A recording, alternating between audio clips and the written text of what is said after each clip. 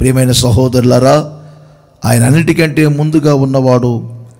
ఆయనే సమస్తమునకు ఆధారభూతుడు. ఈ మాటలన్నీ చెబుతూ క్రిందకు వస్తారు. చూడండి 18వ వచనం.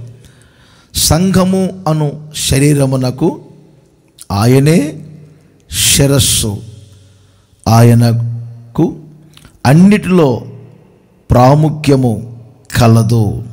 ప్రియమైన సహోదరులారా, ఆయన మొదటివాడు, ఈ సమస్తమునకు ఆది సంభూతుడు. అవగాహన ప్రతి ఒక్కరకు కలిగి ఉండాలి. యేసుక్రీస్తు నరుడు అనుకోకూడదు, యేసుక్రీస్తు మరియా కుమారుడు అనుకోకూడదు, యేసుక్రీస్తు ఈ లోకానికి కుమారుడుగా వచ్చారు, తండ్రి ఒక ఆయన ఉన్నారు అనుకోకూడదు. సమస్తమునకు ఆయనే ఆది.